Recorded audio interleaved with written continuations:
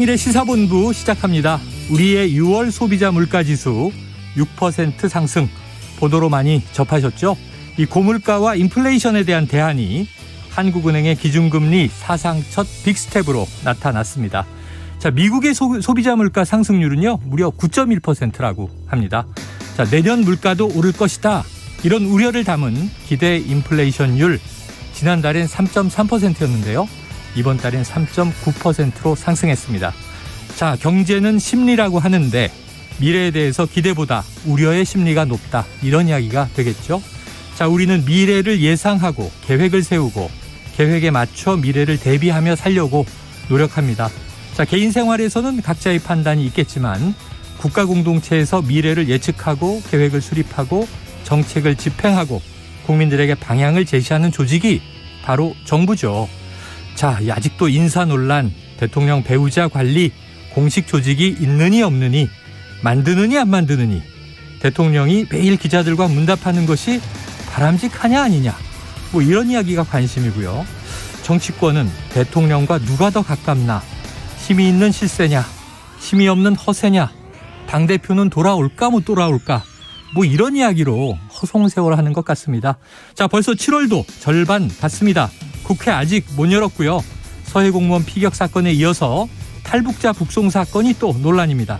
다 의미 있고 중요한 사안이겠지만 지금의 또 가까운 미래에 닥쳐올 민생 문제, 자, 어디서 누가 해법을 찾고 만들어내고 있을까요? 걱정입니다. 최영일의 시사본부 출발합니다.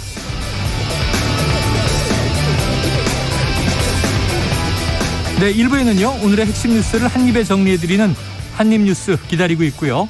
2부는 각설하고 시즌2 그리고 특집 30분 인터뷰로 현 경제 상황을 진단해보려고 합니다.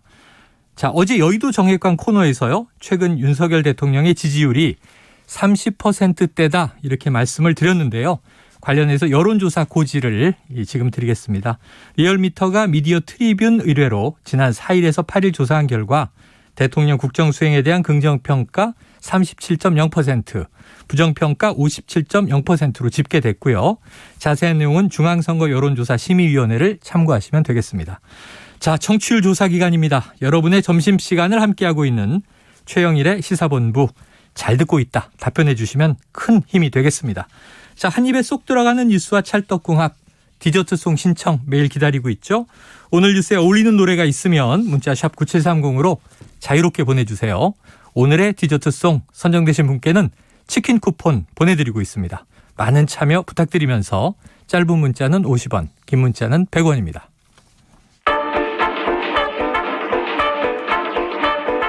최영일의 시사본부 한입뉴스.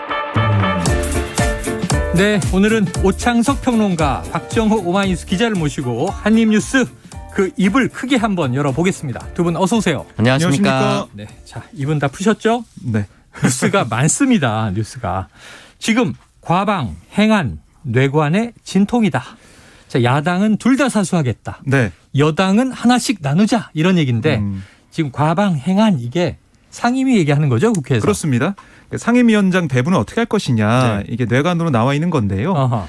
그러니까 우리가 이제 평소 생각할 때는 사개특위 구성 문제나 네. 아니면은 이 이른바 검수완박 관련된 네. 헌재 이게 소 관련해 가지고 취하 이 부분들 네. 이게 좀 쟁점인 줄 알았는데 어제 여야의 입장이 드러난 걸 보니까 뇌관은 과방위와 행안이다. 볼 수가 있겠습니다. 여러 개가 있는데 그중에서도 그렇습니다. 과방위 행안인데 우선 민주당의 논리는 뭐냐면 네. 우리가 법사위 이걸 양보를 할 테니 네. 행안위와 과방위는 우리가 가져가야 된다. 이런 얘기 하고 있어요. 네. 왜 그렇게 주장하고 있냐면 아니 이거 최근에 있었던 이 한상혁 이 방송통신위원장이 윤석열 정부 국무회의 참석 명단에서 제외된 이런 것들을 볼 때 네네. 지금 여당이 이른바 방송 장악하려는 거 아니냐 의구심이 있는데 네. 그런 상황에서 과방위를 어떻게 내어줄 수가 있겠느냐 견제해야 된다 이런 거고요. 행안위 같은 경우도 행정안전부 내에 경찰국 신설 추진을 두고 윤석열 정부가 경찰 장악 의도를 보이고 있는 거 아니냐. 행안위를 통해서 이것도 들여다봐야 된다. 이런 얘기를 하고 있는 거예요. 반면에 이 송원석 국민의힘 원내수석부 대표 어떤 얘기를 했냐면 아니 여당에서 당연히 맡아야 할 법사위원장, 운영위원장 이거를 마치 양보한 것처럼 얘기하는 거 그 자체가 잘못됐다. 네, 이렇게 네. 무슨 선을 그었고요. 양보의 조건이 아니다. 그렇습니다. 그리고 과방위도 당연히 국민의힘에 맡아야 되는데 지금까지 보면 지난 5년간 언론 환경 엎어진 운동장이었다. 공정, 객관, 중립적인 언론 환경을 위해서는 여당의 과방위를 맡아야 된다. 이런 얘기를 했습니다. 행안위도 전체적으로 보면은 여당에서 맡아야 된다 이런 얘기를 했지만 그럼에도 불구하고 행안위와 과방위를 여야가 하나씩 나눠 갖는 방안 여기에 대한 질문에는 뭐 동의하고 있다. 그러니까 민주당이 선택권을 드리겠다 이런 얘기를 했어요.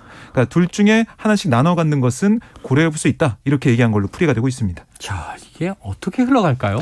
네, 기본적으로 이제 법사위 같은 경우는 이제 2개로 쪼개자라고 얘기를 하거든요. 결국 체계 잡구를 네. 그냥 심사는 뭐 글자 틀린 거 있는지 없는지 네네네. 되게 쉽게 표현하면은 그 정도만 마무리 짓고 넘겨주자. 그리고 약속을 지키는 입장도 있고 그리고 운영위까지 넘겨주면서 네. 지금 지켜야 될 것이 이제 행안위와 과방위라고 얘기를 하고 있는데 운영위를 좀 살펴보면 구성이 담당 부처가 국회 사무처, 뭐 국회 도서관, 국회 예산정책처, 그리고 국회 입법조사처, 대통령 비서실, 국가안보실, 대통령 경호처 등등등이 있는데 국회가 많이 들어가다 보니까 네. 사실 다수당이 민주당이라서 운영위를 넘겨주더라도 운영위 내부에서 큰 잡음은 생기지 않을 것 같다라고 민주당은 판단한 것 같고요. 네네.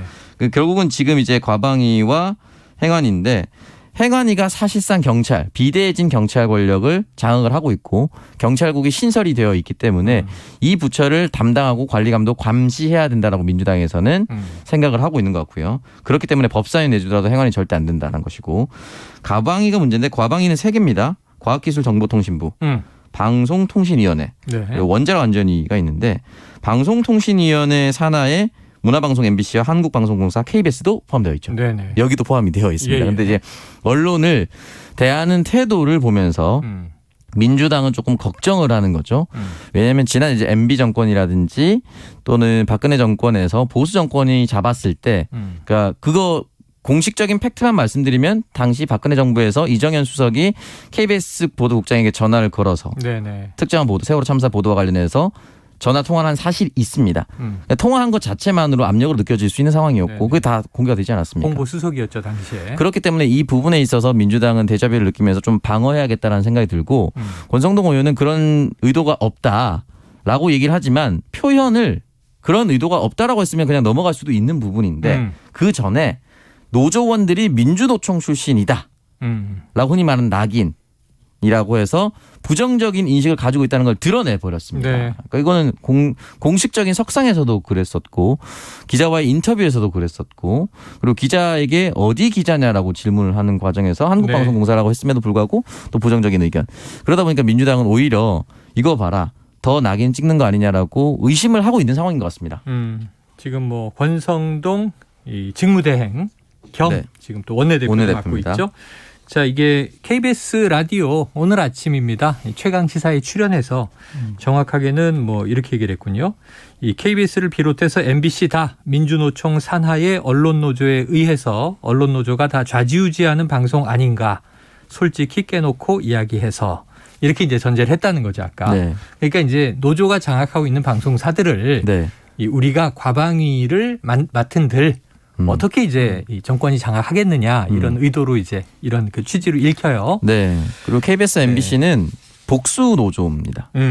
그 MBC 노조만 해도 노조가 여러 개죠. 네, MBC 노조만 해도 3개나 되거든요. 네네. 그렇기 때문에 특정 노조에 경도되기 좀 쉽진 않을 것 같은데 아마 권성동 원내대표가 바라보는 특정 노조가 그렇게 되어 있다라는 편향된 시각 또는 네네. 권성동 원내대표의 내심은 합리적인 시각이라고 생각을 하고 있는 것 같습니다. 이게 참 안타까운 대목이에요. 박홍근 민주당 원내대표는 자 여당이 과방위를 막겠다며 억지 이 방송 장악 의도를 드러낸 것이다. 이렇게 또 이제 받아쳤는데 도대체 방송이 어떻길래 말이죠. 지금 이게 과학기술정보통신위원회면 네. 지금 과학기술의 지금 누리호 발사, 우주개척 이런 것도 있고 또 정보 IT, 뭐 디지털 정부, 디지털 국가 이런 과제가 많은데 지금 방송 하나 때문에 서로 여야가 지금 방송에 다 들어가 있습니다. 우리가 위원회를 맡아야 되겠다. 네. 네. 우리 언론 환경이 이렇게 그냥 막 휩쓸리는 거군요. 그게 좀 슬픈 거죠. 이게 어떻게 바라보느냐에 따라서 다를 수 있는데 이거는 이제 권성동 원내대표의 시각으로 바라보면은 지금의 KBS와 MBC는 민주노총 산하의 노조원들 때문에 좌지우지되는 네. 곳이 되었어요. 네. 이 해당 발언을 따르면은. 근데 이제 이 모든 거는 시청자분들이 국민들이 판단하실 거라고 생각이 들고 말씀하셨다시피 과학기술이 가장 중요한 미래 먹거리라고 천명을 한 시대에 여기에 초점이 맞춰지지 않는다는 것이 좀 안타깝습니다. 네, 자 그래요. 자로잰 듯한 중립. 최영일의 시사본부가 있습니다. 자, 권성동 원내대표는요. 이게 지금 강제 북송 문제를 또 언급을 했어요. 네. 이게 지금 상임위 구성에 대한 원구성 문제 말고 그러니까 이른바 이게 탈북 어민들 그런데 이제 동료들을 살해하고 남쪽으로 왔다. 근데 귀순 의지를 밝혔다. 네. 근데 신빙성이 없었다. 돌려보냈죠. 추방했는데 자, 이 문제에 대해서 강제 북송에 대해서 국정조사 특검을 추진해야 한다. 얘기가 오늘 나왔습니까? 그렇습니다. 권 대표 대행이 오늘 국회에서 열린 최고위원 회의에서 정치 권력을 위해 인간의 생명을 이용한 이 사건의 실체를 밝히겠다. 국정조사도 하고 특검 이런 걸 통해서 구체적인 대책을 검토하겠다 이렇게 얘기를 했어요. 네. 그러면서 이게 탈북 어민이 납부 당시부터 귀순 의사를 밝혔고 조사 과정에서 귀순 의향서를 썼는데 헌법 법률에 따르면 대한민국 국민이다. 그런데 문재인 정부가 법을 무시하고 이 귀순 진정성을 운운하면서 정치적인 독심술로 강제 북송을 결정했다. 네. 그러니까 인권도 법도 자의적으로 처리한 거다라고 주장을 했습니다. 그래서 어제 보면은 일련의 흐름을 보면 어제 이제 검찰이 국정원을 압수수색했고 네. 그리고 이제 대통령실도 통일부가 공개한 사진에 대해서 이거는 정말 범죄 행위다. 반인륜적 범죄 행위. 그렇습니다. 강하게 얘기를 했어요. 그래서 오늘 또 여당에서도 이렇게 이걸 진상을 밝혀야 된다라고 얘기하고 TF도 이제 구성을 하는 상황이거든요. 그러니까 여권에서는 이 사안에 대해서 끝까지 파헤치고 진상을 규명하겠다는 의지를 좀 계속 보여주고 있습니다. 그리고 안철수 의원도 오늘 어떤 얘기를 했냐면 네. 아니 북한 주민 헌법상 대한민국 국민이고 귀순 의사를 밝히고 대한민국 영토를 밟는 즉시 변호사의 도움을 받을 권리가 있다. 정부가 당시에 여러 가지 핑계를 댔지만 북한 주민들의 기본권을 박탈하고 사지로 넘긴 게 이게 본질이다. 이렇게 또 강조를 했습니다. 그래요. 자, 이게 지금은 야당이 돼 있습니다만 민주당 문재인 정부 이 지난 그 민주당 정권 시절에 벌어졌던 사건이에요. 그걸 정권이 교체되고 나서 지금 현 정부가 문제 제기를 하고 있는 거예요. 자, 민주당에서는 어떤 입장 내고 있습니까? 일단은 우상호 비상대책위원장이 여기에 대해서 네. 그러니까 정확히는 탈북어민 북송 사건을 이슈화하는 것에 대해서 이게 그렇게 반인도적, 반인륜적 범죄 행위라면 북송했을 때 왜 그때는 가만히 계셨느냐. 그 당시에는. 네, 반박을 했고 그때는 가만히 있다가 이제 와서 문제를 제기하는 것은 정략적으로 볼 수밖에 없다라고 얘기를 했거든요. 어허. 제가 앞서 과방위 말씀드릴 때 운영위를 소개를 했었는데 네네네. 운영이 남은 부처가 대통령 비서실과 국가안보실, 대통령 경호처, 국가인권위원회 등등 있습니다. 네. 국가안보실과 대통령 비서실이 있죠. 그러면은 이 당시에 운영위원장은 누구였을까? 국가안보실에 접근할 수가 있죠. 네네. 그 운영위원장이 이제 이해훈 의원이었습니다. 이해훈 전 의원이었군요. 그러니까 이해훈 전 의원이었으니까 지금의 여당, 당시의 야당 의원이었었죠. 그래서 지금 이해훈 의원이 계속 소환되고 있습니다. 민주당 의원의 입에서. 그러니까 그 당시 운영위원장이었던 이해훈, 당시 야당 의원, 현 여당 의원은 뭐라고 말을 했냐면 선장을 죽이자 돼지 잡듯이 하면 된다라고 제안을 했고 아이고. 둔기를 가지고 그렇게 하면 된다. 그런 범죄자가 우리나라 사법체계에 와서 처벌받을 수 있겠냐. 이미 시체도 없고 증거는 이미 인멸한 상황에서 그 사람들이 과연 합당한 처벌을 받을 수 있을지 의문이 든다. 이런 사람이 귀순해서 국민 속에 섞인다면 너무 끔찍하다라고 얘기를 하면서 북송이 불가피했다라는 인터뷰 영상이 그대로 나와 있어요. 이 반박을 지금의 여당 의원들은 어떻게 반박할 것이냐는 네네. 질문을 민주당 의원들은 하고 있는 거예요. 그러니까 저는 그 사진이 공개됐을 때 가기 싫어하고 그리고 자신의 자해한다는 그런 모습이라든지 굉장히 가슴이 뭐라고 해야 돼? 좀 끔찍한 상황이었긴 했어요. 네네. 그러니까 한국의 사법체계와 북한의 사법체계가 분명히 다를 것이기 네. 때문에 그 상황 자체가 인권상으로는 굉장히 참혹해 보이긴 했으나 이 당시에 판단을 내렸었던 당시 야당의 운영위원장 왜 이런 판단을 내렸는지에 대해서는 네. 지금의 여당 의원들이 좀 설명이 필요하다. 그리고 이 부분에 있어서 저는 이 하나의 사건만 보지 말고요.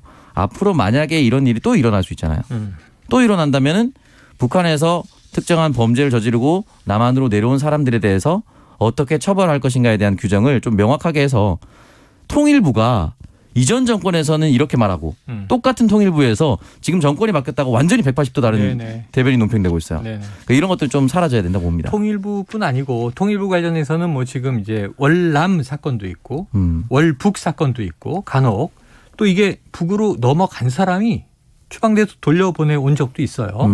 여러 가지 이제 문제들이 있는데 통일부 문제도 있지만 지금 정권이 교체됐다고 바뀐 게 해경 입장 바뀌었죠. 국방부 입장 바뀌었죠. 네. 통일부 입장 바뀌었죠. 국정원 입장 바뀌었죠. 국가의 부처 혹은 기관들이 이렇게 바뀌나 하는 또 안타까운 생각이 들기도 합니다. 자, 지금 경제가 중요하다. 경제가 위기다. 경제가 문제다. 이런 얘기 계속 드리고 있는데요. 지금 윤석열 대통령 비상경제 민생회의. 자, 금리 부담 약자에게 전가돼서는 안 된다. 자, 어떤 회의고 어떤 내용이 다뤄졌습니까? 네, 오늘 오전에 서울 중구 서민금융통합지원센터에서 제2차 비상경제 민생회의가 열렸습니다. 네. 1차 때는 대통령에서 진행이 됐었는데 2차 때는 이제 현장으로 간 셈이 돼요. 네. 윤 대통령이 그동안 강조했던 민생 행보, 현장 행보를 하겠다라고 얘기를 했었는데 직접 챙기겠다. 그렇습니다. 이런 얘기도 했습니다. 그런 이제 행보를 이제 보이는 걸로 풀이가 되고요. 오늘 이 회의에서 윤 대통령은 이 물가 상승 억제를 위한 기준금리 인상 이게 전 세계적으로 일어나고 있어서 이거는 뭐 어쩔 수 없다라는 얘기를 하면서도 취약계층 채무 부담이 증가하고 있기 때문에 이게 사회적 약자에게 부담이 전가돼서는 안 된다. 이렇게 강조를 했어요. 그래서 정부가 금융 자원을 충분히 활용해서 대책 마련에 적극적으로 나서라. 이렇게 지시를 했습니다. 특히 뭐 주택담보대출자의 경우에는 안심전환 대출 제도를 실행해서 대출 금리를 인하하고 장기 고정금리 대출 전환을 통해 금리 상승 부담을 해소하겠다 이렇게 강조를 했고요. 청년층 부담에 대해서는 연체가 발생하기 전에 선제적인 이자 감면 또 원금 상환 유예 같은 청년 특혜 프로그램을 만들고 청년 안심전환 대출을 통해서 상환 부담을 줄여야 한다. 이렇게도 얘기를 했습니다. 그래서 정부가 선제적으로 지원하지 않는다면 궁극적으로 우리 사회가 안고 가야 할 사회적 비용이 더 커지는 거다. 서민 경제가 무너지면 국가 경제의 기본이 무너진다. 이렇게 얘기하면서 고물가 고금리 부담이 전가되지 않도록 각별히 신경 써달라. 이렇게 거듭 강조를 했습니다. 네, 지금 이제 뭐 미국도 그렇고 우리나라도 그렇고 금리 인상이 앞으로 이제 가계 부채에 큰 부담으로 작용할 것 같아요. 이자가 늘어나니까. 지금 우선 오평론가님 지금 네. 뭐 DSR 기준으로 보면 오평론가님 그 총부채가 얼마나 돼요? 저는 부채가 그렇게 많지는 않습니다. 집에 부채가 하나도 없어요? 부채가 있긴 있거든요. 부채는 있죠? 상환을 하는 부분이 있는데 그렇게 제 가게에 큰 타격을 주는 상황은 아닌 정도로. 연끌족은 아니다. 네, 왜냐하면 제가 연끌 자체를 위험하다고 생각하고 있기 때문에. 비투족도 아니고. 예, 비투족도 아닙니다. 네네. 네, 투자를 하고 있긴 하지만 비투는 아니고요. 네, 자기의 여유 돈으로 한다. 그러니까 이자가 올라가더라도 저는 어느 정도 방어를 할 수 있는 선인데 또 아닌 분들도 분명히 계실 지금 겁니다. 코인 거의 뭐 손실 크지 않아요? 저는 코인에 들어가지 않았기 때문에. 그래요? 그때 말씀드렸다시피 이 방송에서도 코인에 10만 원 투자해서 네. 7만 원을 잃은 상태이기 때문에 그 가게 큰 위험은 네네. 오지 않습니다. 손실률은 크지만 손실률 매우 큽니다. 손실률 네. 70%입니다. 근데 70%. 지금 이게 정말 비상인 것이 우리가 흔히 말해서 스텝 얘기할 때 0.5 올리면 빅 스텝, 네. 0.75 올리면 자이언트 스텝. 맞아요. 근데 지금 그냥 1.0을 올리는 점보 스텝이라는 단어도 나옵니다. 점보 스텝. 네. 그래서 아예 기준 금리를 미국 연준에서 1.0%포인트 올리는 점보 스텝까지도 고려하고 있다라고 합니다. 이러다가 뭐 울트라 자이언트 점보 스텝 이런 것도 나오겠어요. 뒤에 자이언트가 있어요. 뒤에 또 자이언트가 있고. 그래서 앞에는 또 베이비 스텝이라고 또 있습니다. 베이비 스텝? 굳이 이렇게 나누는 게 더 작은 내용이 이제 베이비 스텝이긴 한데 지금 점보 스텝이라는 단어가 등장을 했기 때문에 등장했다는 것은 논의가 되고 있다는 거거든요. 네. 그렇게 될 경우 우리나라는 또 큰 금리 인상이 이어질 수밖에 없을 텐데 다양한 가능성을 열어두고 정말 경제 비상 상황이기 때문에 대통령과 부총리가 좀 많이 신경을 써주셨으면 좋겠습니다. 그래요. 자, 대통령이 뭐 민생 이야기를 했으니까 네. 앞으로 정책들이 나오겠죠. 그렇습니다. 그러니까 민생 대책을 많이 우리 국민들이 기다리고 있어요. 네네. 그리고 대통령의 발언 또 비전 이런 것들을 많이 좀 기대하고 있기 때문에 그런 것들을 내놓는다면 지금 보면은 윤석열 대통령의 지지율이 하락세인데 그것도 좀 반등할 수 있는 그런 계기가 되지 않을까 이런 생각도 할 것 같습니다. 자, 그래서 저희가 2부 후반에 우리나라 1세대 애널리스트로 손꼽히는 분입니다. 김한진 3프로TV 이코노미스트를 모시고 30분 동안 현 경제 상황을 한번 심층 분석을 해보겠습니다.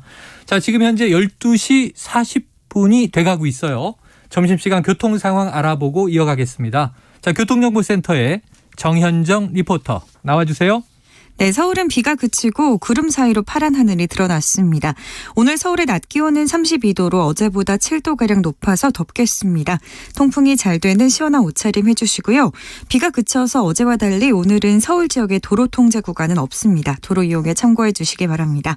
현재 경부고속도로 서울 쪽으로 양재에서 반포까지는 7km가량 정체고요. 서울 시내는 강변북로 일산 방향입니다. 한강대교에서 원효대교 사이 2차로에서는 추돌 사고 처리 작업이 진행 중입니다. 미리 차로 변경하시는 편이 낫겠고요. 서강대교에서 마포대교 사이 4차로는 작업으로 막혀 있습니다. 정체는 가양대교에서 한남대교까지입니다. 내부순환도로는 성수분기점 방향으로 연희램프에서 정릉터널 입구까지 서행하고 있고요. 올림픽대로 잠실 방면으로 한강대교에서 성수대교까지는 20분 정도 예상하셔야겠습니다. 돌발 구간은 곳곳으로 발생하고 있으니까요. 안전운행하시기 바랍니다. KBS 교통정보센터에서 정현정이었습니다.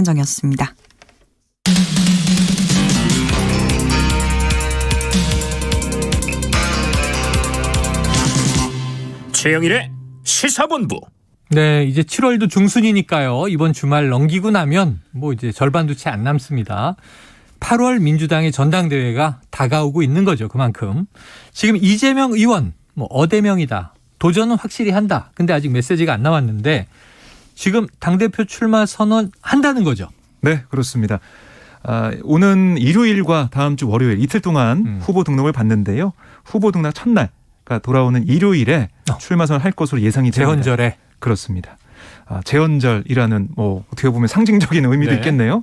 그리고 이제 재헌절 전에 국회가 정상화될 가능성이 그래도 있어 보이는 상황이에요. 그래서 그 국회 정상화가 되면서 출마 선언하는 그런 상황이 될 것 같고요. 그래서 지금 이재명 의원 측의 얘기를 들어보면 정치개혁과 통합의 메시지를 내놓을 거다.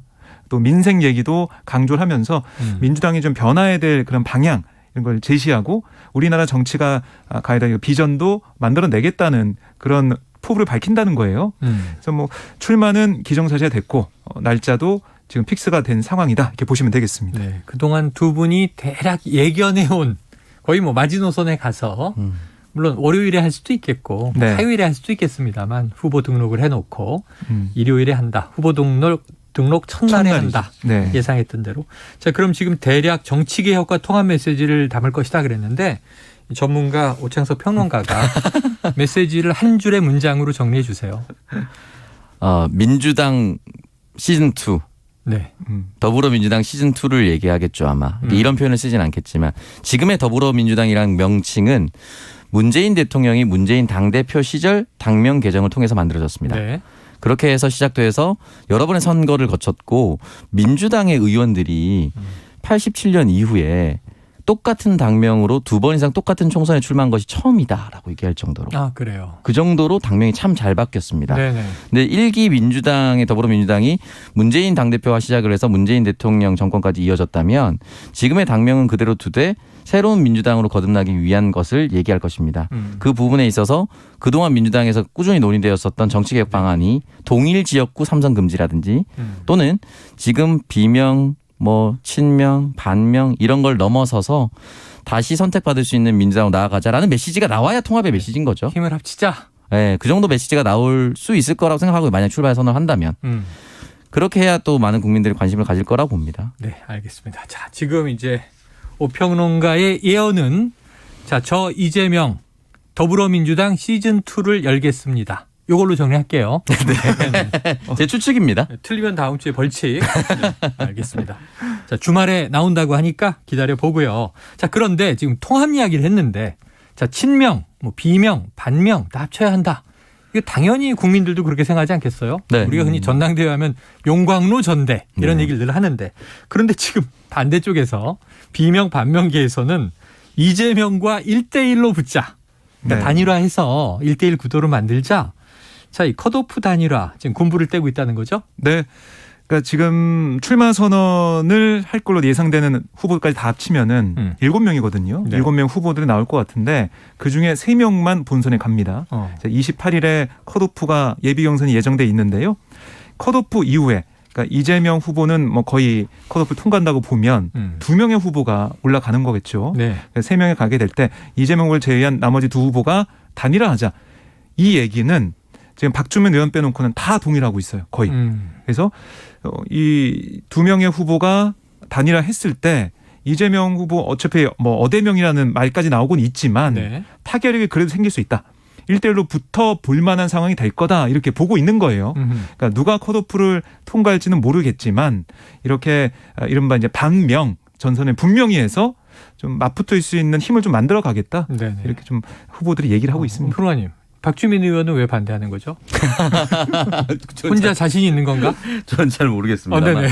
박주민 의원 같은 경우는 그동안 이제 출마 선언을 서울시장 나가려고 하다가 그 당시에 이제 검찰개혁 법안을 하면서 이른바 검수한박 국면에서 간사였잖아요. 네, 그리고 출마를 포기했었죠.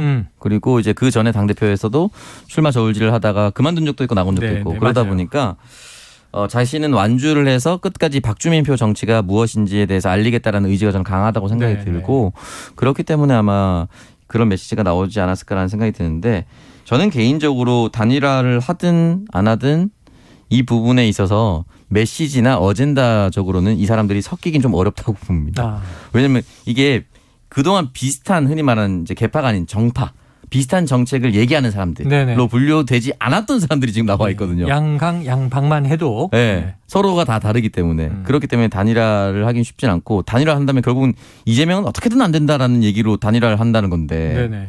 그게 과연 현실적으로 민주당 지지자들한테 의미가 있는 단일화인가? 국민들에게 좀 네거티브 하잖아요. 그렇죠. 저 인물이 안 되기 때문에 우리가 하다 못해 단일화합니다 그러면 네. 그 비전이라고 보기는 어렵지 않습니까? 그러니까 쉽지 않죠. 그러니까 대선 후보였던 이재명 후보를 막기 위해서 우리가 다 뭉칩시다. 이게 안 되는 게 이준석 대표가 당대표로 선출될 때도 주호영 나경원 후보가 단일화가 안 됐어요. 그러니까 더 큰 세력이 있는데 단일화를 한다는 거는 저는 좀 한국 정치 현실상 좀 어렵지 않을까라는 네. 생각이 듭니다. 자, 그런데 박 기자님 네. 지금 말이죠. 1대1 얘기 나오니까 저는 네. 이재명 의원 대 반대쪽에 이 인물이 확 머리에 떠오르는데 네. 오히려 링에 못 올라갑니다. 선수 자격 없습니다. 아하. 계속 얘기하는데도 예. 나는 나갈 겁니다 하는 지금 박지현 전 공동 비대위원장 네. 이게 언론의 프리즘을 통해서 봐서 그런지 몰라도 제일 이재명 의원을 세게 때리고 있고 네. 매일 매체에 등장하고 있고 방송에 등장할 때 어제는 또 우상호 비대위원장 만났던데요. 네. 어떻게 오찬을 하겠다는 거예요? 함께 했는데요. 네. 뭐 결론은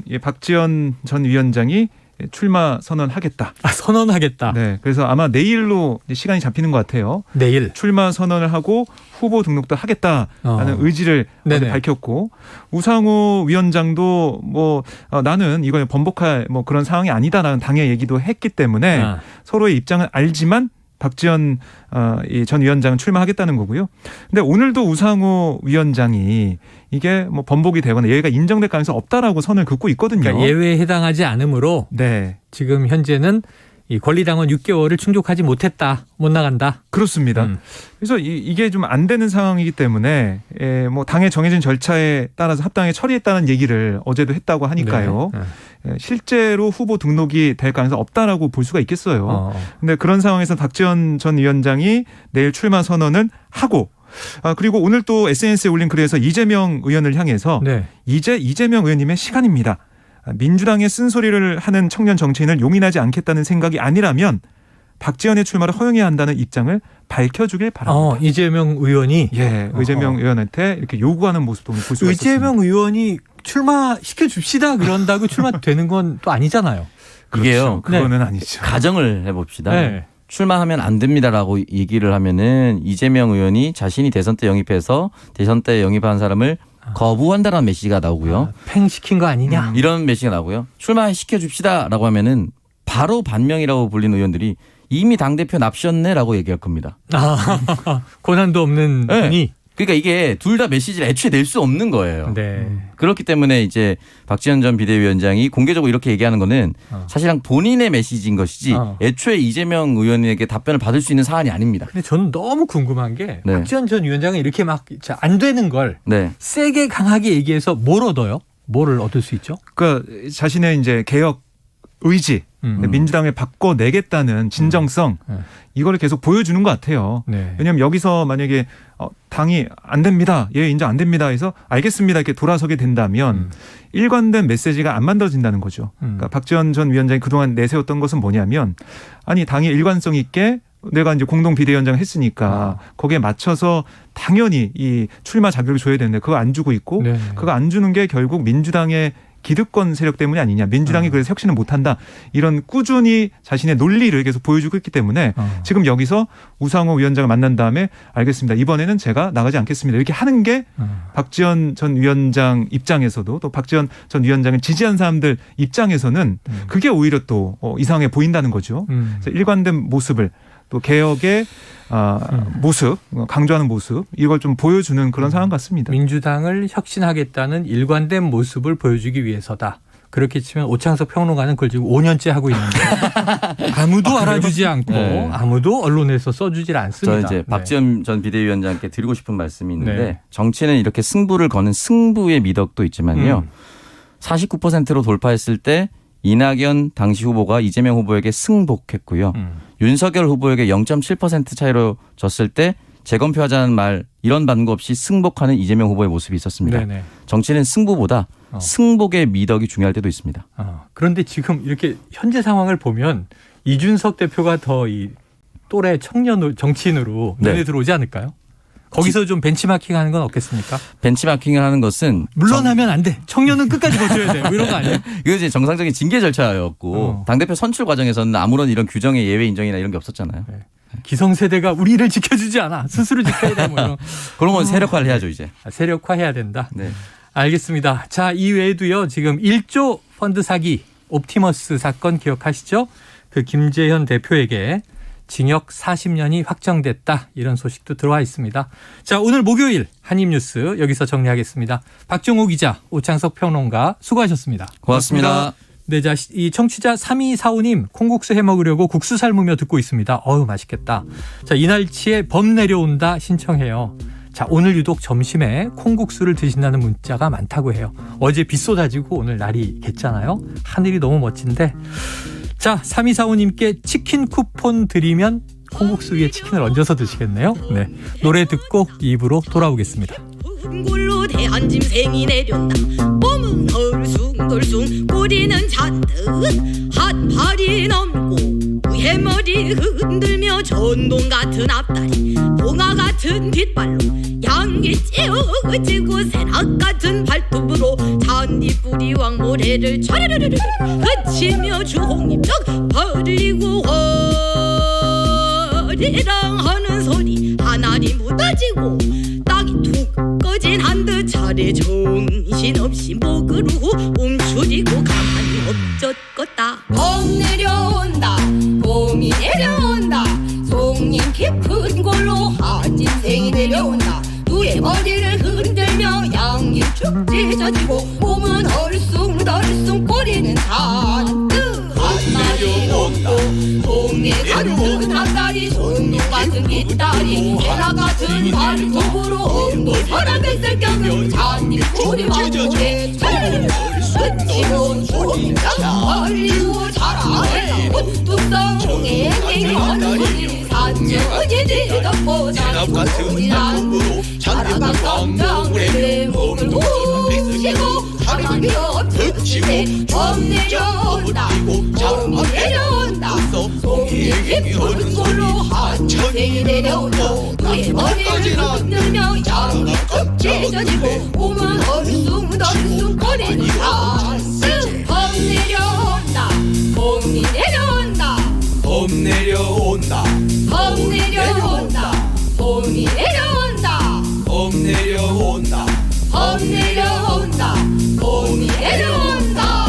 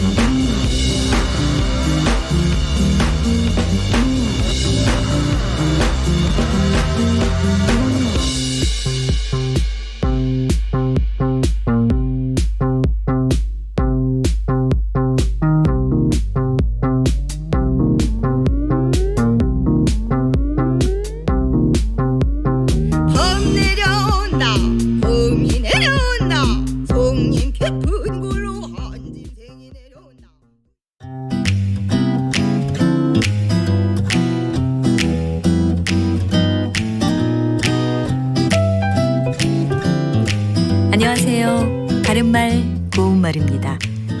문학작품이나 드라마나 영화 같은 예술작품 등에서 가장 훌륭한 장면을 말한다든지 가장 흥미진진한 상황 같은 것을 말할 때 압권이다 라는 표현을 사용하죠. 그 영화에서 헤어진 연인이 다시 만나게 되는 반전이 정말 압권이었어 라든지 이번 행사의 압권은 동물 스타들의 묘기 공연이었다처럼 말이죠. 이렇게 여럿 가운데 가장 뛰어난 것을 가리킬 때 사용하는 압권은 누를 압자에 채권자를 쓰는데요. 이 압권이란 말이 어디에서부터 나온 것인지 알려드립니다. 압권에서 권은 원래 책을 뜻하던 말이었지만 나중에는 시험 답안지를 가리키는 말로도 사용됐습니다. 옛날 중국의 관리 등용 시험에서 답안지를 채점할 때 가장 뛰어난 답안지를 다른 답안지 위에 얹어서 제일 위에 올려놓았는데 그것이 다른 답안지를 압도한다고 해서 압권이라 불렀습니다. 오늘날 압권이란 단어는 여러 책이나 작품 가운데 제일 잘된 책이나 작품을 뜻하는 말로 주로 사용되고 있습니다. 이 작품이 이번 신춘문예에 응모한 작품 중에 단연 압권으로 평가되었다 같이 말할 수 있습니다. 그리고 앞서 말씀드렸던 예처럼 책이나 작품에 국한하지 않고요. 여러 분야에 걸쳐 사용되기도 해서 그날 행사의 압권은 내 친구의 장기자랑이었다처럼 표현할 수도 있습니다. 바른말 고운말 아나운서 변희영이었습니다.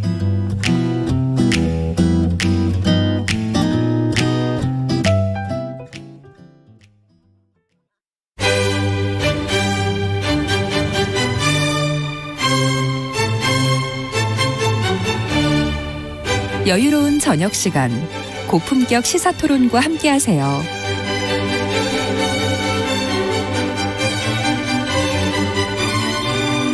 평일 저녁 7시 20분 KBS 열린 토론 정준희 교수와 함께합니다.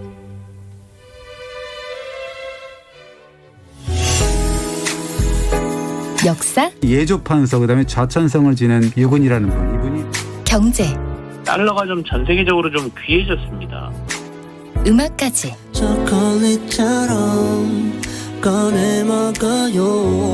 잠들기 전 꺼내 먹는 지식 알사탕.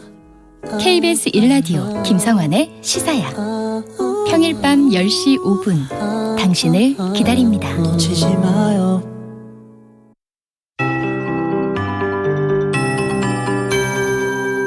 KBS 58분 날씨. 1년 중 가장 더운 계절은 8월이지만 땀 많이 흐르고 장마철인 7월 중순 이후에 무더위가 더 심할 수 있겠습니다. 바로 습도가 높기 때문입니다. 어제 중부지방에 집중호우 있었고요. 오늘 오전까지도 전남 위주로 비온 지역이 있었지만 이제 장맛비는 제주에만 내일까지 내리겠습니다. 10에서 60mm 정도 제주 지역으로 예상되고 있고요. 오늘 늦은 오후까지 소나기 내리는 곳이 있겠습니다. 5에서 20mm 정도 예상되고 경기 동부와 강원, 충북, 경북으로 내릴 확률이 있습니다. 천둥, 번개, 돌풍이 동반되는 곳이 있겠습니다. 이 남부지방에는 고습도의 찜통더위가 이어지겠습니다. 체감온도 33도 이상이 되겠고요. 중부지방도 역시 무덥겠습니다. 오늘 낮 기온 서울 32도, 광주 31, 대구 34도 등 전국적으로 24도에서 34도의 분포를 보이겠습니다. 충청 이남 지역으로 폭염특보 내려진 곳이 많습니다. 내일도 역시 전국 곳곳으로 소나기가 지나겠습니다. 내일은 5에서 40mm, 강원 북부로는 60mm 정도의 소나기 예상되는데요. 역시 천둥, 번개 주의하셔야겠습니다. 오늘 내일 전반적으로 날이 흐리거나 구름량이 많겠습니다. 또한 자외선지수 오늘부터 높겠고요. 동해안에는 너울성 파도도 높겠습니다. 지금 서울의 기온은 27.5도입니다. KBS 58분 날씨 강혜종입니다.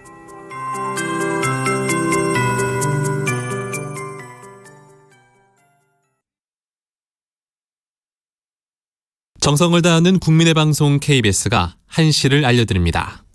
AM 711kHz, FM 97.3MHz, KBS 1라디오입니다.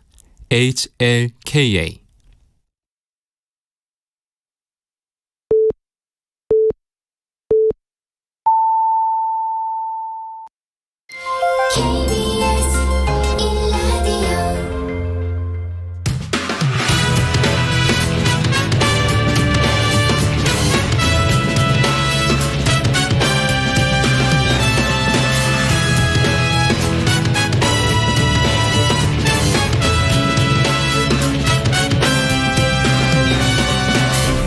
KBS 1라디오 최영일의 시사본부.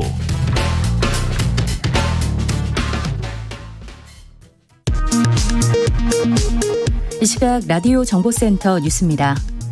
코로나19의 재확산 속도가 빨라지면서 정부는 재유행 시기 역시 기존 예상보다 2달가량 앞당겨질 것으로 내다봤습니다.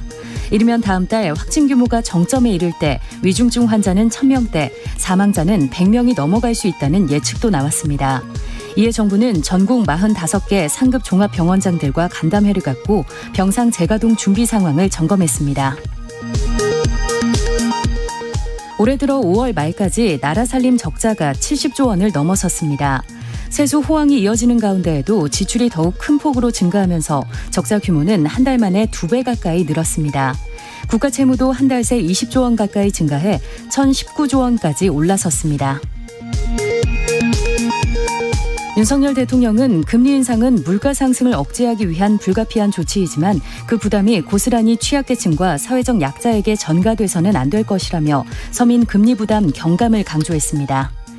지금까지 라디오 정보센터 조진주였습니다. 네, 오늘도 깜짝 찾아온 7월엔 치킨본부 시간입니다. 자, 방송 의견 문자로 보내주신 분 중에서 추첨을 통해서 맛있는 치킨 쿠폰을 모두 7분에게 쏘겠습니다. 짧은 문자 50원, 긴 문자 100원이 드는 샵 9730으로 의견 많이 보내주시고요. 또 언제 찾아올지 모르니까요. 많은 기대와 함께 매일매일 애청을 부탁드립니다.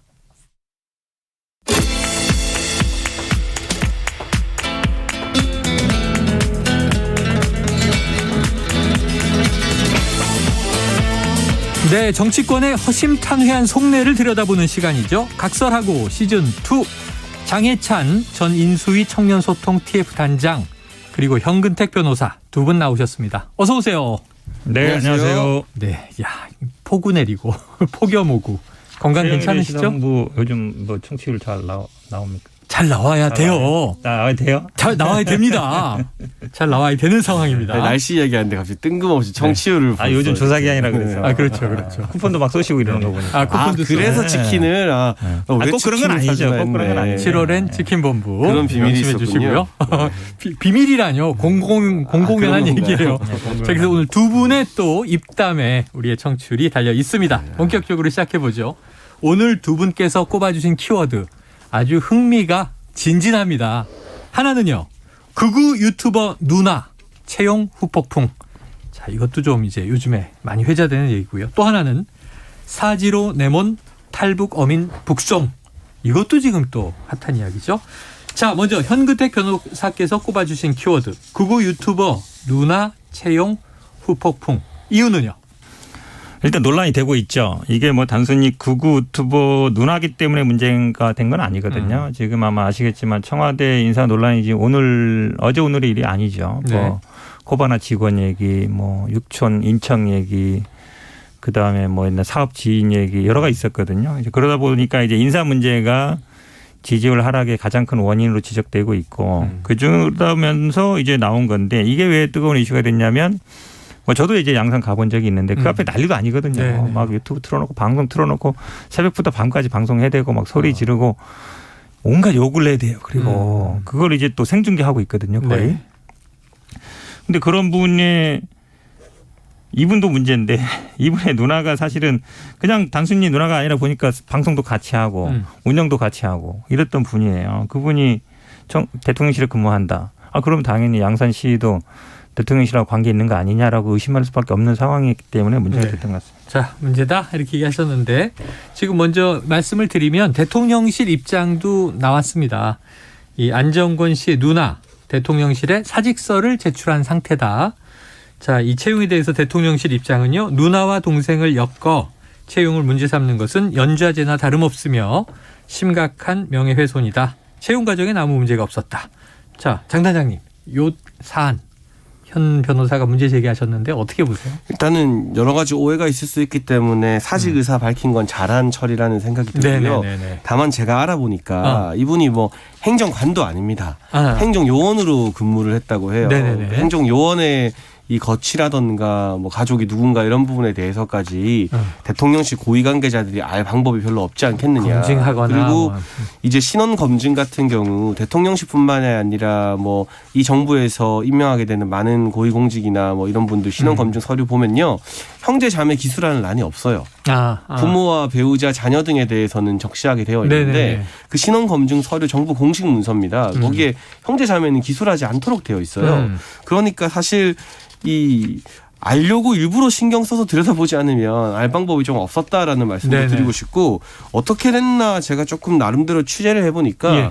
이제 대선 과정에서부터 사진 찍으시는 분들이 있을 거잖아요. 네네네. 대통령님 그 당시에는 후보님을 따라다니면서 그 사진 찍는 분의 보조 역할을 했었다고 해요. 네네. 그러니까 뭐 그런 어떤 인연이 있어서 사진 찍는 분이나 그 홍보팀에서 보조로 채용을 했겠죠. 그러다가 지금도 계속 그 업무가 연장선으로 이어지게 되면서 홍보수석실에서 영상 편집이나 사진 편집 도와주는 행정요원 역할을 한 건데 이분의 존재를 가지고 뭔가 거대한 연결이 있다, 뭐 비호하는 거 아니냐라고 말하기에는 뭐 나름의 역할을 했겠지만 업무 자체가 보조적인 업무고 행정요원에 불과해서 네네.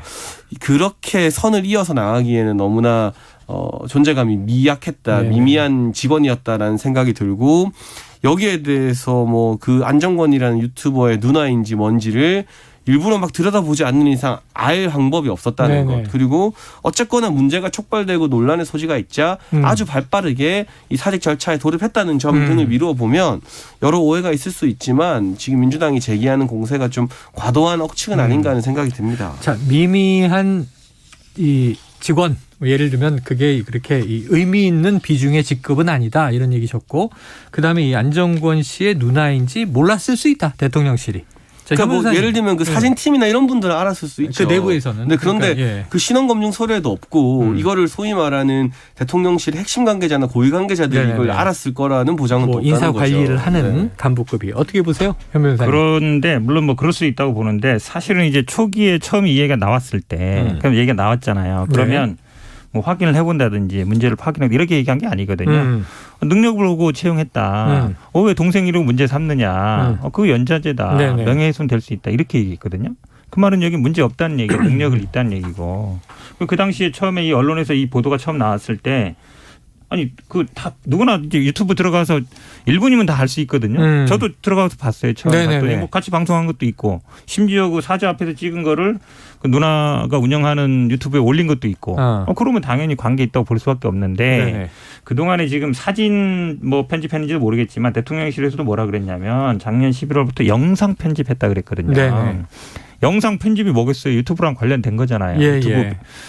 유튜브에서 영상 편집은 필수적이거든요. 그러니까 영상 컨텐츠를 편집하면 그걸 그렇죠. 어디가 올려야 되니까 그렇죠. 대체로 이제 그런 유튜브 등에 올리죠. 일을 하신 분인데 그거를 대선 때부터 해왔던 분인데 이분이 갑자기 뭐 몰랐다라는 건 제가 보기에 약간 변명인 것 같고 네네. 말씀처럼 당연히 뭐 누나 동생 쓰는 난 없죠. 예. 그걸 보고 하는 게 아니라 이분이 하는 일이 뭐였느냐. 그러니까 영상 편집도 하고 그다음에 유튜브 관리하고 뭐 이런 일을 했다잖아요. 그럼 당연히 그쪽 일인 거 아닙니까? 유튜브 일이기 때문에 몰랐다. 그다음에 처음에 이 문제가 됐을 때 대통령실의 반응도 제가 보기에 단순히 뭐 문제 없다라는 식은 아닌 것 같고 그냥 안정권 씨가 문제되는 게 이런 거죠. 그러니까 5.18 운동 뭐 세월호 그다음에 뭐 예를 들어서 정의당 의원 돌아가셨을 때 계속 보면은 노회찬 돌아갈 때는 걔 보면 저도 이분 그 영상 보잖아요. 거기 막 이렇게 무대 설치해 놓고 뭐 온갖 쌍욕하고 있거든요. 막 이런데 그런 분과 같이 방송도 하고 그 영상도 받고 실제로 또 하는 업무도 영상이라든지 사진 편집 일을 하고 있었으면 그걸 단순히 관계 없다. 우리는 뭐 서류 안 나오니까 모른다. 이렇게 얘기할 수는 없는 일이라고 봐요. 두 분의 이제 시각은 약간 차이는 있습니다. 몰랐을 수 있다. 모르기가 힘들다. 지금 이건데 진실은 사실 대통령실에 관계자가 그러니까 장 단장님 얘기도 어느 선까지는 알고 있었을 것이다. 그런데 그 주변에 가까운 분들이나 뭐 같이 일하는 분들은 알았을 수도 뭐 있는데 이제 상급자도 있었을 거고. 저는 뭐 그런 분들이 다소 안이하게 생각한 측면이 있는지 몰라도 이게 뭐 공개적으로 다 아는 사안이라거나 그 7급 행정요원도 당연히 중요한 일원입니다만 그 상식적으로 봤을 때 대통령실 고위 관계자들이 7급 행정요원의 거치나 신상 문제까지 개별적으로 일일이 관심을 두기는 좀 어려운 현실 아니겠습니까? 그런 만큼 어쨌든 처음에 언론을 통해서 문제 제기가 되었을 때 이 부분에 대해서 원칙적으로 대한민국에는 연좌제가 없는 게 맞습니다. 저는 그 반론 자체가 틀렸다고는 보지 않아요. 다만 연좌제가 없지만 그럼에도 불구하고 여러 가지 정치적 오해나 국민적 또 눈높이를 고려해서 빨리 이 사의 표명 등을 하게 되면서 신상을 정리하게 된 것은 또 적절한 조치였다. 그래서 이게 사의 표명을 했고 이렇게 끝났는데 그 사이에 뭐 이분이 7급 행정요원이 용산에서 무슨 핵심적인 역할을 했겠습니까? 그런데 이분이 뭐 그 양산 시위와의 어떤 커넥션이다 이런 식으로 자꾸 정치적 음모론을 퍼뜨리는 것은 뭐 그렇게 건강한 비판은 아닌 것 같습니다. 자, 어쨌든 좀 확인하고 이 자세히 들여다볼 때까지는 이 누나라는 인물의 존재는 대부분 몰랐을 거고 적어도 이제 유튜버에서 이 안정권이라는 이름은 좀 무리를 이제 빚은 상황으로 많이 알려져 있었던 것 같아요. 문제는 요게 이슈예요. 안정권 씨가 윤 대통령 취임식에 참석했다. 기억하시지만 이제 한 4만여 명 시민들이 그렇죠. 초청됐는데 이게 초청돼야 들어올 수 있는 거니까 특혜 아니냐, 어떻게 참석했느냐, 누구의 초청이냐. 근데 이런 이제 기자들의 궁금증에 대해서 대통령실은 확인해 드릴 만한 내용이 없다. 자, 요건 특혜냐 아니냐 이 논란은 어떻게 보세요? 아니 뭐 초청을 받을 수 있죠. 4만 명이나 되는 거면 아마 이게 각 지구당에도 분포가 되고 아니면 인수위에도 분포가 되는데 근데 누가 초청장을 줬는지 모른다. 그건 말이 안 돼요. 왜냐하면 이게 뭐랑 연결되냐면 결국은 누가 추천했느냐랑 관계되는 거예요. 그 사람이 추천할 가능성이 높거든요.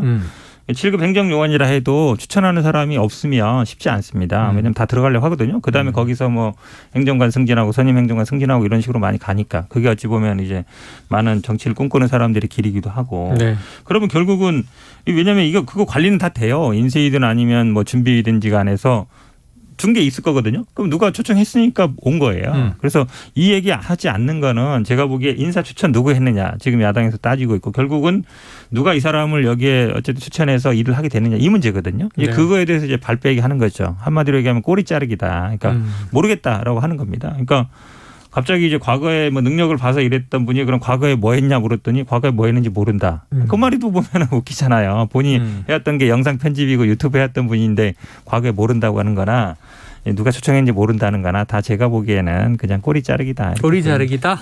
뭐 알 수 있을 것이다.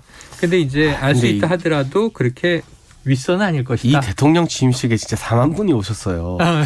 정말 그 사진 보시면 아시겠지만 그 중에 한 명 초청장을 받은 건데 그게 저는 특혜일 수는 없다는 생각을 하고요. 이게 인수위 측에서도 그렇고 국민의힘 정당 차원에서 또 각 지역 지구당이나 시도당 차원에서 정말 많은 초청장을 드렸습니다. 그러니까 저만 해도 제가 초청장 명단에 올린 분들이 거의 한 수백 명은 되는 것 같아요. 그러면 그렇게 정당에서 활동을 하거나 뭐 선거 과정에서 활동했던 분들 중에 일부가 초청장에 누구 이름을 넣었을 수도 있는데 그게 예를 들면 이게 정말 말이 되는 비판이고 주장이려면 그때 대통령 취임식에 약 한 1,000분 정도는 취임식 단상에 같이 앉는 분들이 있었어요. 그렇죠. 거기는 아마 지정석이었을 겁니다.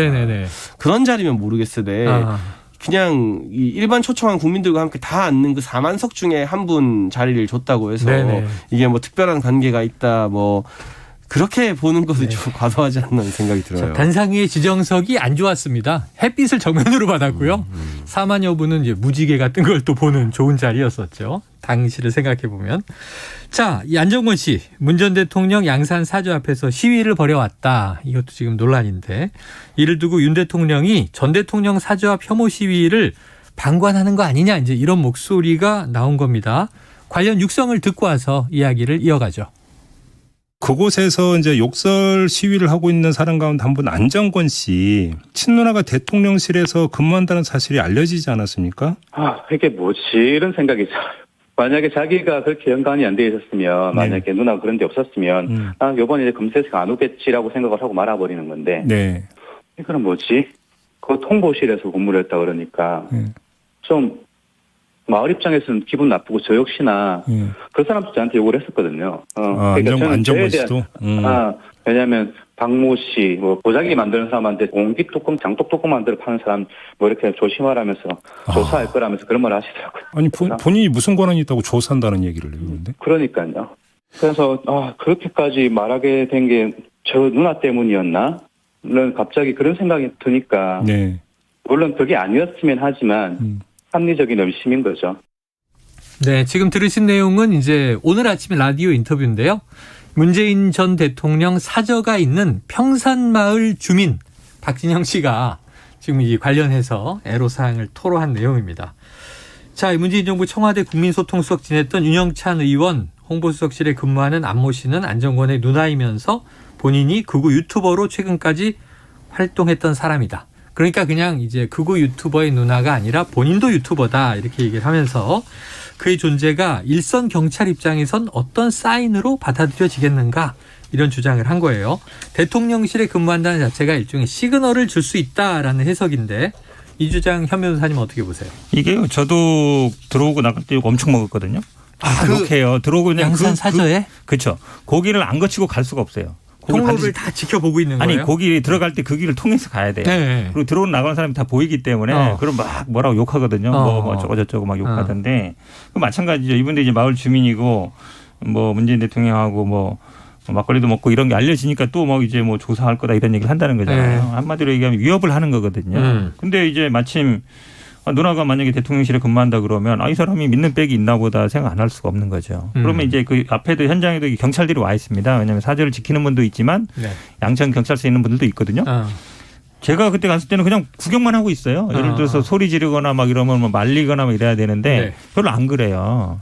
사실은 어찌 보면 뭐 집회 시위는 할 수 있죠. 당연히 자연 보장되는데 쌍욕을 하고 막 이제 소리 지르고 특히 이제 거기는 조용한 시골 마을이잖아요. 그럼 이제 아침에 일어나고 저녁에 주무시는 분들이거든요. 근데 아침 새벽부터 하고 밤늦게 하고 이러면 잠 못 자고 주는 분들이 되게 많아요. 근데 그런 거에 대해서 이건 사실은 시위 문제가 아니라 괴롭힘 문제, 폭력의 문제거든요. 근데 그런 거를 수수방관하고 있다. 이런 얘기들을 많이 듣고 있거든요. 그러면은 그 배경이 뭐냐, 왜 그랬느냐. 왜냐하면 사실은 윤석열 대통령이 어느 정도 선을 그어줬어야 돼요.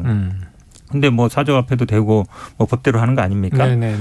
법대로 하는 거죠. 법대로 하는데 사실은 남을 괴롭히거나 폭력을 행사하는 건 안 되는 거잖아요. 본인의 주장을 할 수 있는 거지만. 근데 거기 한번 저도 유튜브도 들어보고 가보면 정말 가관이 아니에요. 온갖 욕을 다 하거든요. 그런 거는 제가 보기에 뭐 경찰이 문제가 아니라요. 제가 보기에 윤석열 대통령이 어느 정도 선을 그어줘야 된다고 봅니다.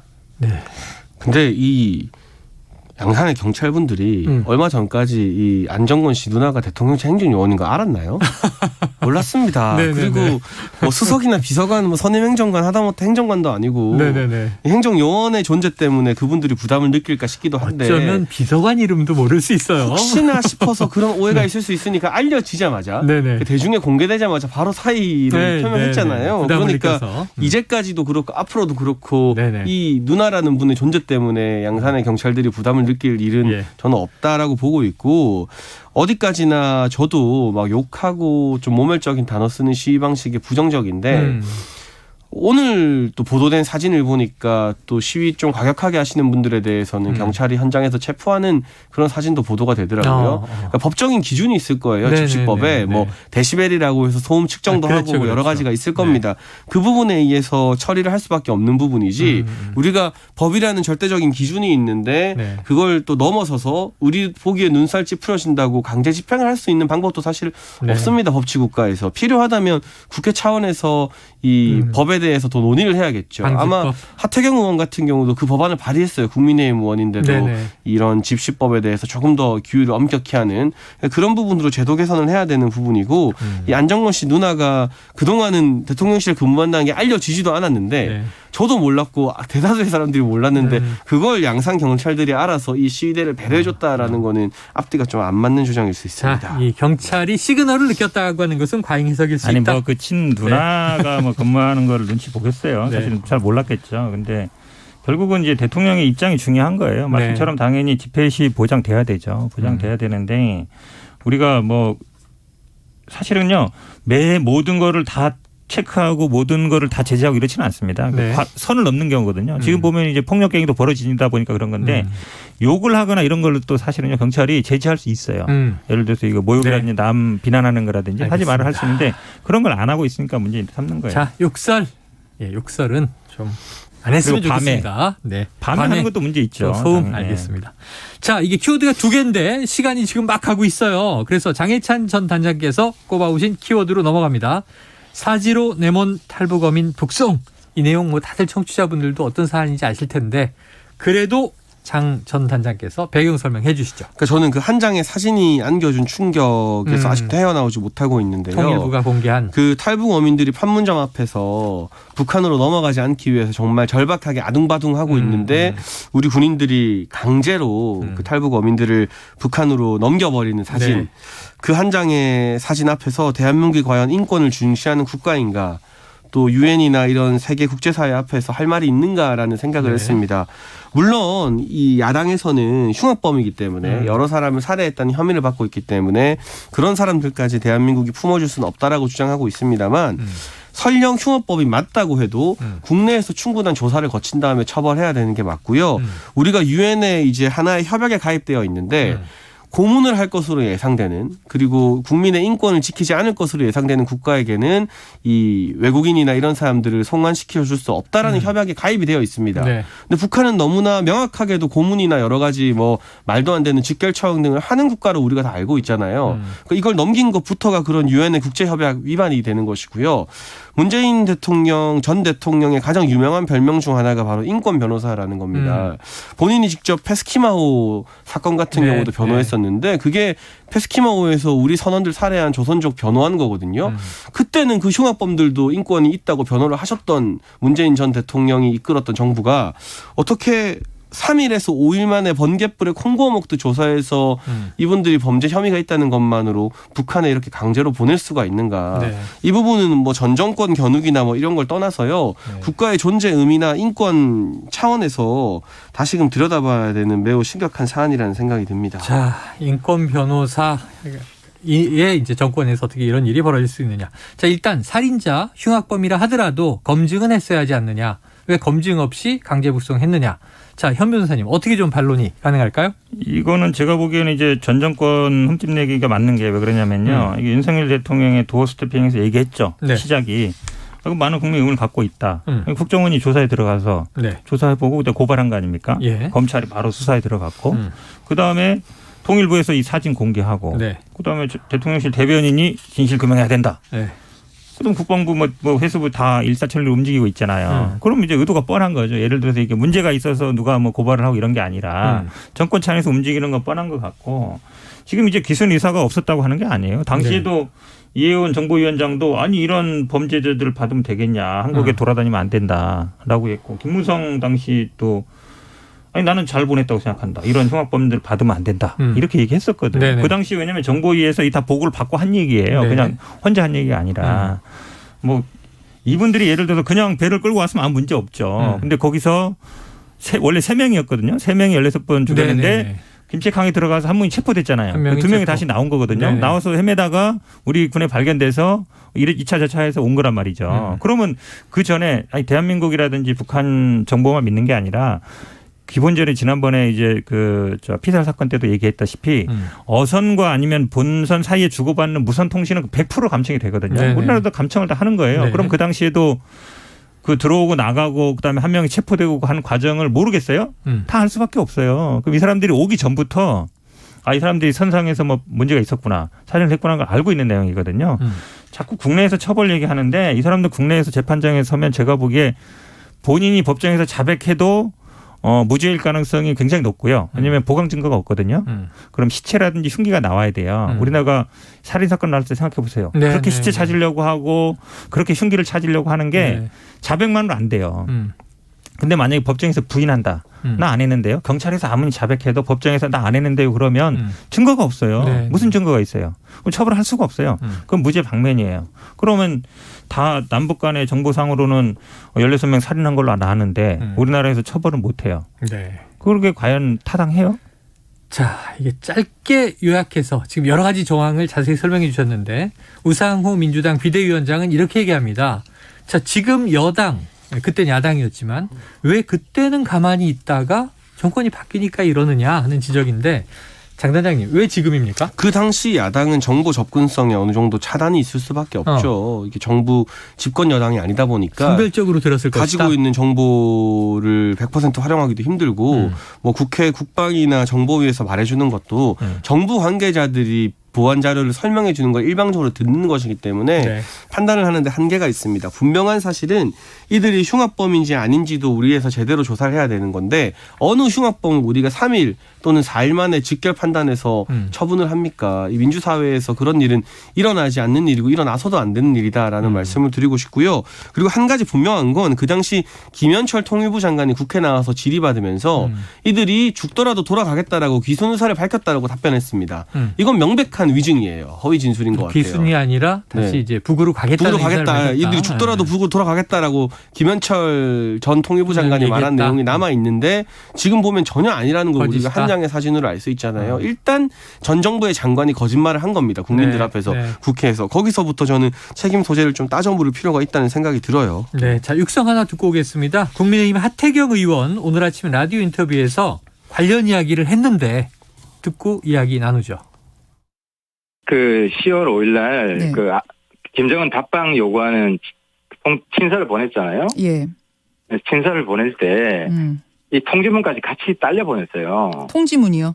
예. 어떤 통지문이요? 그러니까 송환하겠다. 그러니까 제가 볼 때는 그냥 김정은 답방 선물용으로, 왜냐하면 북한에서 제일 머리 아픈 게 탈북자들이거든요. 그래서 한국 가면 무조건 북송되기 때문에 이들 탈북해야 소용없다는 걸 그전부터 계속 홍보를 많이 해요. 특히 남북 정상회담 이후에.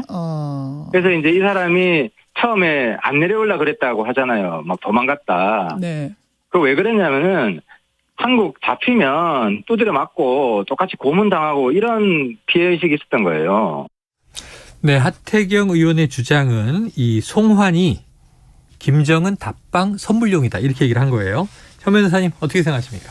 하태경 의원님이 뭐 북한에 대해서는 좀 아시는 것 같은데 지난번 서해 공무원 피살 때도 그렇고 굉장히 뇌피셜로 많이 얘기하시는 것 같아요. 지금 우리나라에 매년 1,000명씩 들어오는데 그때도 계속 1,000명씩 들어왔어요. 네네네. 들어오고 있습니다. 탈북자들이. 예전에 2만 명이다 지금 3만 명 넘었거든요. 네네. 계속 들어와요. 문제 없는 사람들 다 들어오고 있습니다.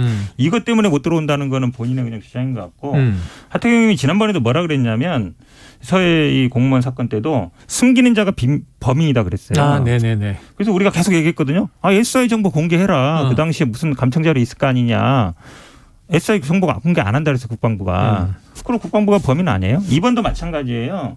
합동신문서에서 신문 조서가 있어요. 본인들이 뭐 기소하겠다는 자필 서류도 있고 그거 국방부에 있는 거거든요. 합심적 물론 국정원이랑 국방부랑 같이 하는 겁니다. 네. 저도 뭐 정보 장교 했으니까 다 아는데 그 조서 그냥 공개하면 돼요. 거기에 자필로 쓴 게 있을 테니까 할 수 있는 걸 안 하고 굉장히 엉뚱한 얘기만 하고 있어요. 제가 보기에 이번에도 하태경 의원님이 그냥 저 국방부나 국정원 가셔가지고 확인하면 된다. 그 합동신문서에 본인들이 그 신문했던 조서 가서 확인하시고 얘기하시길 바라겠습니다. 자, 장 단장님 어떻게 보십니까? 근데 어찌되었건 간에 이런 식으로 국제인권 협약에 위배되는 강제 북송 같은 사례가 다시는 일어나서는 안 된다는 생각이 들고요. 이게 지나간 사건에서 끝나는 것이 아니라 앞으로 또 이런 일이 재발하지 말라는 법이 없습니다. 분단이라는 현실에서. 그렇다면 이 정부의 성향이나 뭐 민주당이 집권하건 국민의힘이 집권하건 무관하게 우리가 이 탈북자들이나 북한 관련된 사건에 대해서 하나의 공통적인 기준을 세울 필요가 있다. 그리고 우리가 세우는 기준은 이 유엔이나 국제사회에서 봤을 때 여러 가지 인권의 가치에 부합하는 기준이어야 한다. 다만 문재인 정부에서 일어난 이 탈북 어민 북송 같은 경우는 아무리 다른 이유를 대도 국제사회에서 허용하는 인권의 범주를 넘어선 일이기 때문에 여기에 대해서는 조사와 반성이 필요하고 단순히 그때 잘못했어로 끝나는 것이 아니라 이 일을 계기로 앞으로 비슷한 일이 재발했을 때 대한민국의 매뉴얼은 무엇인지 그 제도에 대한 고민도 같이 했으면 좋겠습니다. 알겠습니다. 향후를 위한 보완이 필요하다. 주민법에는요. 살인 등 그 비정책 범죄에 대해서는 안 받게 돼 있어요. 그리고 이런 일 받아가지고 처벌도 못하고 지원도 해주거든요. 정착지원금도 해주고 그렇게 해야 되겠습니까? 자, 그런 문제가 기본적으로 있는 거예요. 입장 여기서 정리하고 보완할 사안이 있겠죠. 앞으로 또 논의해 나가겠습니다. 자, 장혜찬 전 인수위 청년소통 TF단장, 형은택 변호사와 각설하고 시즌2였습니다. 수고하셨습니다. 수고하셨습니다.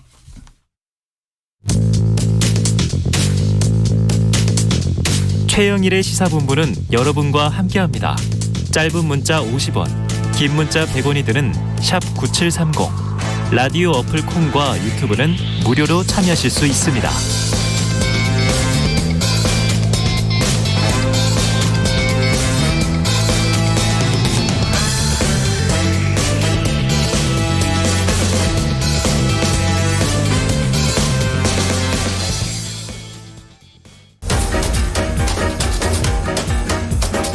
최영일의 시사본부 10분 인터뷰.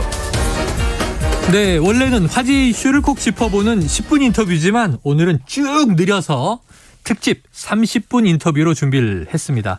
자, 어제 한국은행이 사상 첫 빅스텝을 단행하면서 자, 그럼 이제 우리 물가는 좀 진정되는 걸까 하는 기대. 그럼 경기 침체 또 오는 거 아니야? 하는 불안감. 이 공존했는데요.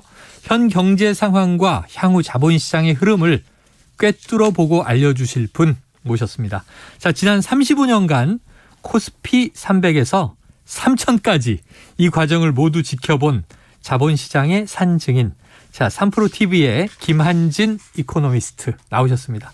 어서 오세요. 네, 안녕하세요. 인상도 너무 좋으시고 이렇게 경제 해안을 가지고 계시고 부럽기도 하면서 오늘 꼭 필요한 분이십니다.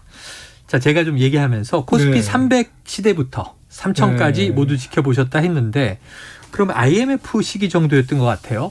그때 어떻게 기억나십니까?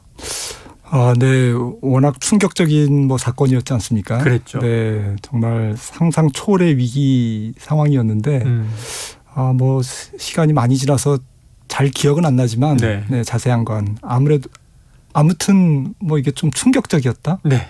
라는 것 하나. 네.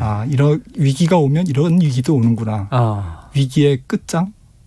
이런 것들을 정말 절감했고요. 또 한 가지는 결국 위기라는 것은 이게 자유경제 체제는 극복하더라. 극복할 수 있다. 네네네. 결국에는 극복할 수 없을 것 같은 암울한 위기도 잘 극복하더라. 네, 저 두 가지를 느꼈습니다. 처음엔 충격. 그리고 두 번째는 그 충격도 우리는 극복하더라. 네. 시간이 가니까 지나가더라. 지금 국가부도의 날이란 영화에서 그때 막 유아인 역할이셨을 것 같아요. 어찌 보면. 근데 유아인은 그걸 위기를 기회로 막 돈을 벌지 않습니까? 근데 30년간 자본시장에 몸을 담으신 거예요. 그럼 이 30년, 코스피 300에서 3000 시대까지 30년인데 가장 기억에 남는 순간은 언제셨습니까? 네, 2008년 글로벌 금융위기가 아무래도 좀 최근에 겪었던 가장 센 경제 위기였지 않습니까? 그렇죠. 네, 그래서 좀 기억에 남고요. 그리고 IMF 때는 조금 그냥 정신이 없었는데 그 2008년 금융위기 때는 조금 이제 그 자본시장에서 좀 자리를 잡는 상태였기 때문에 경력도 좀 쌓였고 굉장히 또한 충격적이었습니다. 미국이 가장 경쟁력 있는 산업이 금융업인데 이 금융업에서 엄청난 균열과 부도가 일어났다. 이거는 되게 충격이었고 또 한 가지는 결국에는 그 위기도 극복이 됐는데 그때부터 저뿐만이 아니라 자본시장에 있는 사람들이 미국의 기축통화의 힘 그리고 통화 정책의 힘 그때부터 연준을 많이 공부했던 것 같습니다. 그때부터 연준을 FOMC하고. 네, FOMC를 그래요. 그때는 그리스펀 연준 의장? 네, 맞습니다. 네. 야, 오래된 빅쇼트란 영화에 다 나오더라고요. 그렇습니다.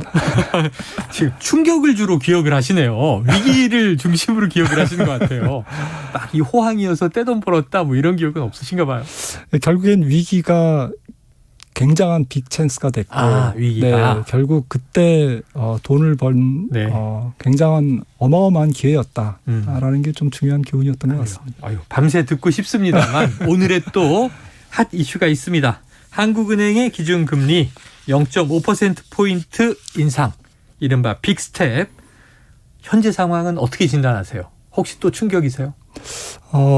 이번 충격은 충격이라기보다는 충격이죠. 근데 조금 독특한 것 같습니다. 그러니까 사실은 우리나라뿐만 아니라 전 세계가 돈을 풀었지 않습니까? 코로나 때문에 팬데믹 기간 중 돈을 풀었는데 이 돈을 푼 다음에 이제 사람들이 많이 궁금해했습니다. 이게 이 끝이 어딜까? 네. 결국엔 다 같이 풀었으니까 다 같이 돈줄을 조일 텐데 금리를 올릴 텐데 그때 아무 일이 일어나지 않을까? 이런 생각. 근데 그게 이제 인플레이션이라는 비용, 코스트로 전 세계를 지금 지배하고 있는 것 같습니다. 돌아왔다. 돌아오고 있는 것 같습니다. 그러니까 돈을 푼 어쨌든 경제는 모든 게 이제 비용이 있는데 네네. 돈을 푼 비용이 인플레이션이라는 이름의 비용이 지금 전 세계 경제 주체들에게 네. 과금되고 있다. 네, 월급도 코로나로 깎고 인한 네. 양적 완화에 네, 결국은 되갚아야 할 비용이었다. 네, 맞습니다. 네, 돌아온 것이다. 네, 네. 자, 그런데 이제 기준금리 이해는 돼요. 네. 돈을 많이 풀어서 돈이 그냥 흔해져 버렸으니까 네. 돈의 가치는 떨어지고 물가는 올라가서 인플레이션이 되는 거라고 이해는 되는데, 자, 그럼 인플레이션을 잡기 위해서 기준금리를 미국, 우리나라 다 인상한단 말이죠. 네. 자, 7, 8월에는 물가 상승률이 7%대에 이를 수도 있다, 이런 전망. 미국은 네. 이미 9%에 네, 하고 네. 있고요. 현재 물가 상황은 좀 어떻게 보십니까? 네, 지금 우리나라나 전 세계 물가가 정말 상상 초월입니다. 41년 네, 만에 네. 최고니까요. 네. 그래서 어제 한국은행도 사상 최초로 빅스텝 0.5%를 올렸고 연말까지 두세 번 정도 더 올린다고 네, 그런 멘트를 하셨죠. 네. 총재께서. 그래서 연말에 그러면 2.75, 3.0 그 정도 기준금리가 도달할 텐데 네. 이거는 연초만 해도 상상 생각한 범위 밖에 있는 거죠. 예. 네, 미국도 마찬가지입니다. 미국도 어제 소비자 물가가 발표됐습니다만 네. 아무튼 이달 말에 0.75%나 혹은 1%포인트 예. 이렇게 올려서 전보 스텝. 네, 원빅, 전보 스텝. 네. 그래서 조금 어쨌든 굉장히 급격한 기승전결 어쨌든 네. 물가를 잡는 물가를 잡는데 모든 총력을 기울이는데 제 생각에는 3분기 말 4분기 초 한 찬바람 불 때쯤이면 물가는 비록 높은 수준에 여전히 머물겠지만 네네. 지금보다는 많이 잡혀 있을 것 같아요. 잡힌다. 네. 꺾인다. 네, 많이 꺾여 있을 것 같고 그런데 중앙은행들이 어쨌든 물가가 피크아웃 꺾여도 가령 우리나라 물가 같은 경우에도 연말에 여전히 지금 소비자 물가가 이달에 7% 정도 네네. 이렇게 지금 예상이 되는데 네. 꺾여도 우리나라가 한 4, 5% 정도 꺾여도. 연말에 미국 같은 경우에는 7%대 네네. 초반 이렇게 예상되기 때문에 통화 긴축의 고삐를 늦출 수가 없습니다. 네. 통화 긴축이라는 칼을 칼집에 지금 집어넣을 수가 없어요. 네. 그냥 칼을 꺾여도 물가가 좀 진정돼도 네. 그래서 계속 가야 한다. 네, 계속 올해까지는 금리를 올릴 것 같은데 한 가지 좀 다행인 것은 지금 7월에서 9월 사이가 아마도 네. 이 통화 긴축의 정점이 아닐까. 그러니까 금리는 내년까지도 올릴 수 있는데 네. 자이언트 스텝, 전보 스텝, 우리나라도 빅 스텝 네. 이런 그 큰 폭의 금리 인상은 네. 7, 8월 8월에는 통화정책회의가 미국이 없습니다만 네. 아무튼 9월 정도 지나면 네. 조금 긴축 속도가 올리더라도 완화하게 될 것이다. 50bp 또는 베이비 스텝 0.25%로 되돌아가는 그런 부분들은 그래요. 조금 다행인 것 같습니다. 자, 물가도 높은 수준이지만 꺾이긴 꺾일 것이다. 네. 그리고 이제 금리를 인상하더라도 좀 완화될 것이다. 그럼 속도 조절, 완급 조절에 들어갈 것이다. 자, 그러면 이제 충격은 덜해지겠죠. 갈 길이 이제 예상되니까. 근데 문제는 물가를 잡기 위한, 인플레이션을 잡기 위한 이 금리 인상이 역으로는 이제 경기 침체를 또 감수해야 된다. 이런 문제가 있어서 지금 물가 잡기 위한 특단의 조치가 필요하다는 건 공감하지만 시장이 자, 민생 경제 곳곳에는 또 금리 인상 때문에 벌어질 부작용이 우려되고 있단 말이에요. 네. 그럼 이게 대출한 사람들의 이자 부담이 얼마나 커지게 될까요? 대략 좀 체감적으로 예상해 보면. 우리나라 같은 경우에는 특히 변동금리가 거의 80% 가까이 되지 않습니까? 네, 총대출에. 네. 네. 그래서 고정금리 대출이 적기 때문에 이번에 0.5%를 인상하면 이자 비용이 가계 부문에서 한 7조 정도 증가하는 걸로. 그러니까 0.25%만 올려도 국민 모든 사람들의 평균 이자 부담이 16만 원 증가하는데 뭐 지금 2배로 올렸으니까 네. 네, 이런 정도의 정말 체감적으로 부담스러운 네. 그러한 그 이자 부담이 예상되고요.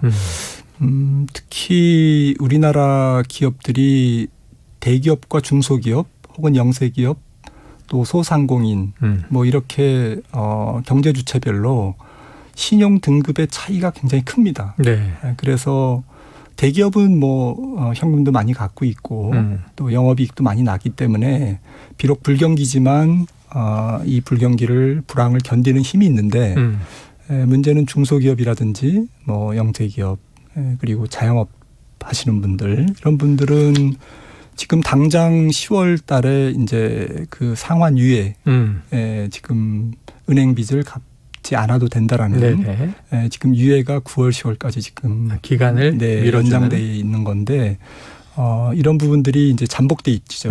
만약에 이제 금리가 올라가면서 계속 경기도 안 좋다든지 또 코로나도 뭐 계속 좀 뭐 부담스럽다든지 그렇죠. 이러면 문제가 될 것 같고요.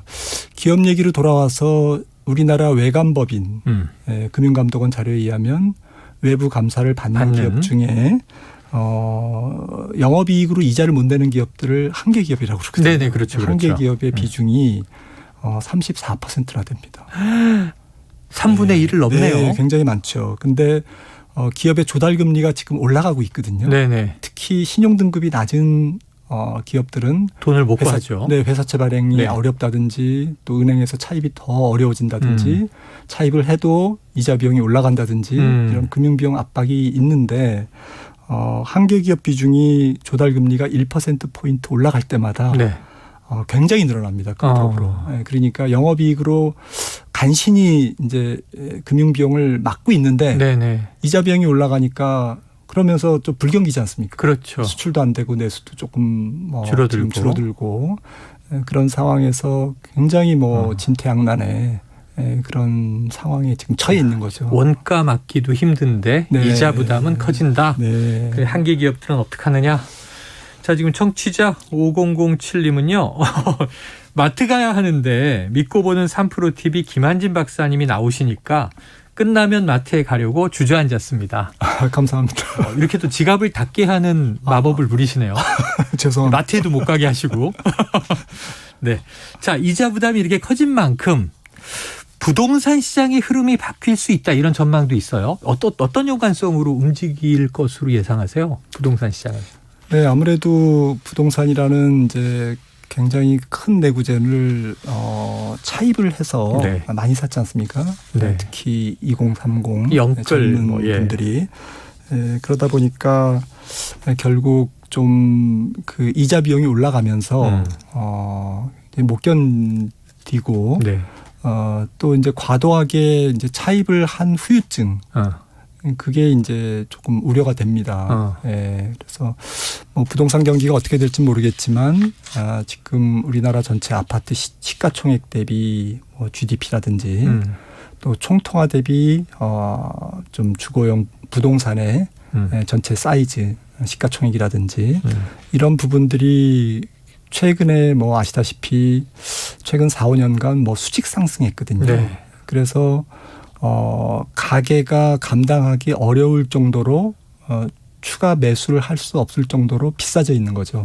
비싸져 있는 상태에서 이자 비용이 올라가니까 이제 그 상태에서 그런 상황에서 뭔가 부담을 느끼는 어쨌든 투자자들 혹은 거주자들이 좀 이렇게 매물을 내놓을 수 있는 그러한 상황으로 지금 가고 있는 것 같습니다. 그렇게 흘러갈 것 같다? 가고 있다? 자, 그런데 사실은 이게 우리나라 무주택자들이 많으니까 또 이번 정부 들어와서도 생애 첫 주택 구입자에게는 LTV를 많이 늘려줬잖아요. 이런 것들을 보면 집을 사려는 수요도 있긴 있는데 항상 지금 상황에서 어떤 좀 팁을 주고 싶으세요? 다 미뤄야 될까요, 일단?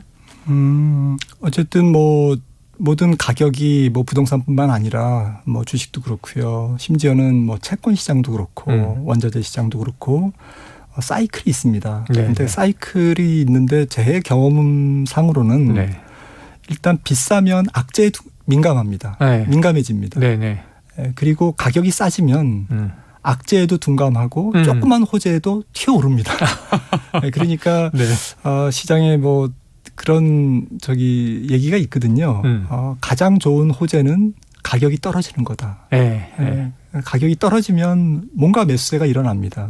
반대로 가격이 비싸지면 조금만 무슨 문제가 생겨도 이게 큰일 날 것처럼 실수보대하고 또 투자 심리가 얼어붙고 또 얼어붙다 보니까 더 이 정도 빠져야 될 게 좀 더 빠지고 이제 항상 이제 어떤 가격이라는 메커니즘이 그렇거든요. 이제 그런 관점에서 보면 지금 집값도 조금 많이 올랐기 때문에 거기에 대한 후유증, 을 앓고 있는 것이다. 그런 것들을 안고 있다. 지켜보자. 네. 알겠습니다. 자, 지금 이 금리가 오르고 부동산 시장이 하향 곡선을 타면서 좀 지켜봐야 되는데요. 이 부동산 폭락과 가계부채 위기, 이걸 이제 예상하고 걱정을 하는 분들이 많습니다. 자, 가계부채 폭탄이 터질 가능성. 지난주에는 저희가 주진영 전 하나투자증권 대표 모셨는데요. 이 부동산법을 터져야 된다. 터져야 한국 경제가 산다. 이렇게 얘기를 좀 세게 하셔서 혹시 또 김 박사님은 어떻게 보시는지요? 이 가계부채 1,800조에 달하는 뭐 지금 가처분 소득 대비 170%를 넘었고요. GDP 대비로는 100%를 넘었는데 이런 어마어마한 가계부채 또 최근에 단기에 급증한 가계부채 좀 속도가 문제였거든요. 그리고 지금 우리나라의 어떤 금융자산 비중이 굉장히 낮은 상태에서 가계의 어떤 자산이 거의 부동산, 특히 거주형 부동산에 지금 올인돼 있지 않습니까? 이런 상태이기 때문에 부동산이 연착륙을 하고 가계부채가 연착륙을 좀 부드럽게 조정을 보이고 부채 조정이 일어나면 경기가 그렇게 큰 문제는 없습니다. 오히려 더 건강해지고 다음에 이제 경기가 좀 돌았을 때 오히려 뭐 뒷심을 받는다고 그럴까요? 그리고 건전성이 좋아지니까요.